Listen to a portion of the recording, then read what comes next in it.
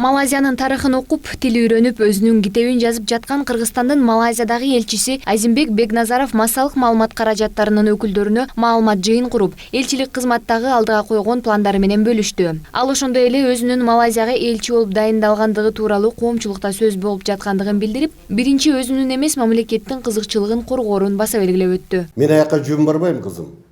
Биздин өкмөттүн, биздин мамлекеттин Малайзияга эмне максаты бар. Эмнени кандай мамиле түзөйүн деген пикири бар. Кайсы тармактарда иш жүргүзөйүн, алака түзөйүн деген пикири бар. Ошондуктан мен бул мамлекеттин, биздин өкмөттүн ушундай көз карашындагы толук билип ала кетишим керек. Ал жакка барганда мен өзүмдүн пикиримди айтпайм. Мен мамлекеттин атынан мындай биз каалайт элек, мындай алака түзгүбүз келет. Жыйындын жүрүшүндө элчи Адахан Мадумаровдун айрым саясатчыларды кызмат орундары менен сатып алып жатышат деген билдирүүсүнө өз пикирин билдирди. Ал экөөбүз сынды жакшы айтабыз, бирок менин бир өзгөчөлүгүм бар. Ал мен кээ бир документтерге кол койбогонумда деген Бекназаров Мадумаровдун колу коюлган айрым документтерди санап өттү.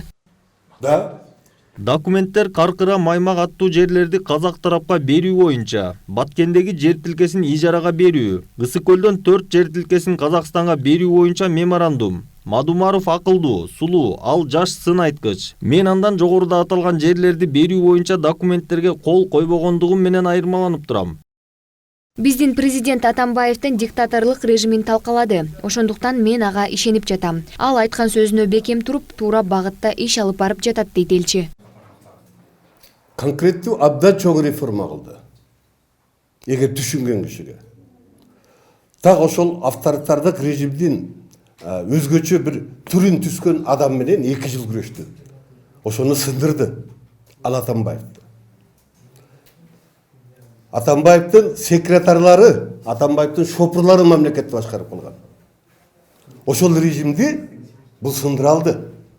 Бул оюн эмес. Мурда биз күрөшүп жанагындай кан төгүлүү менен араң жеңсек, бул киши тынчтык жолу менен 2 жылда жеңди.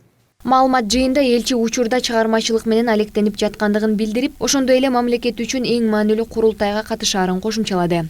Айза Камчыбекова, Нурдан Карыпбеков, Пирамида.